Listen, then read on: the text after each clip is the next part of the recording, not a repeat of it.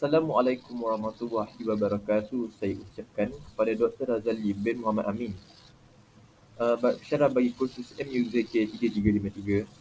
Pada hari ini, saya Umar Zafran bin Muhammad Hudari akan menjalankan tugasan 3 bagi kursus ini, iaitu persembahan amali. Bagi memulakannya, saya akan bentangkan slide ini, iaitu slide tugasan 2 MUZK 3353, serta saya akan menerangkan cara ia digunakan.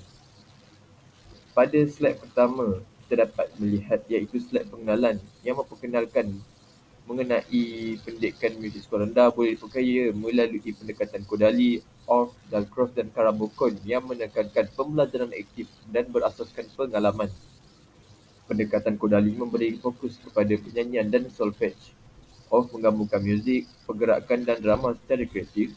Dalcroze menekankan pergerakan untuk memahami irama, manakala Karabokon menggunakan bahan konkret dan sensori untuk memperkukuh konsep muzik.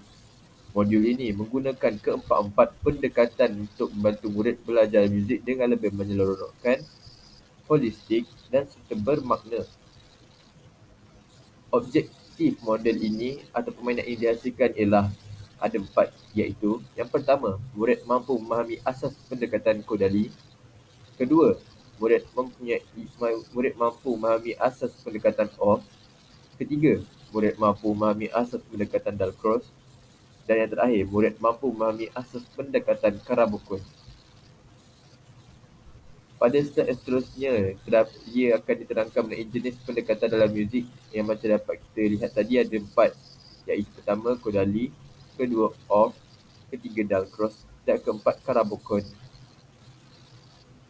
Slide seterusnya ialah penerangan mengenai kaedah Kodali, penerangan mengenai kaedah Orff, penerangan mengenai kaedah Dalcroze dan pengenalan mengenai kaedah Karabokon.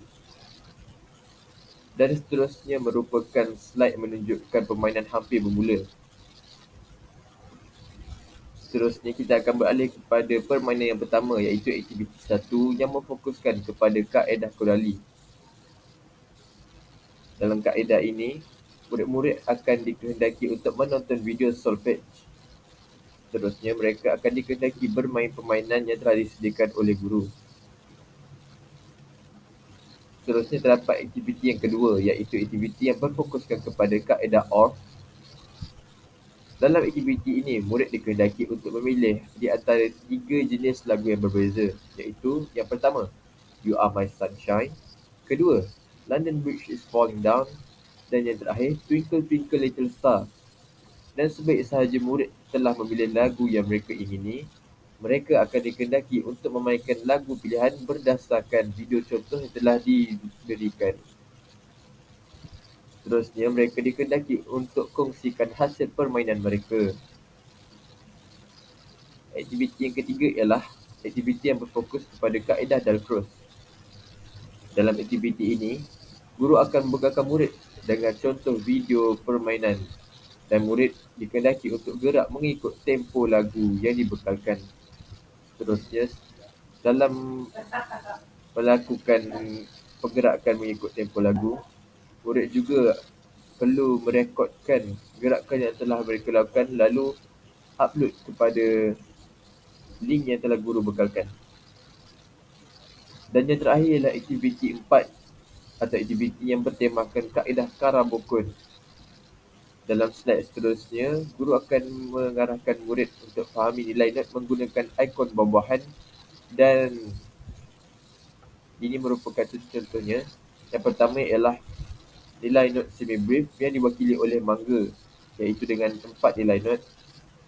Kemudian manggis yang mewakili nilai minim yang mempunyai 2 nilai not. Seterusnya rambutan yang mewakili not crochet dengan 1 nilai not. Dan terakhir sekali, blueberry yang mewakili quiver dengan 1/2 nilai not.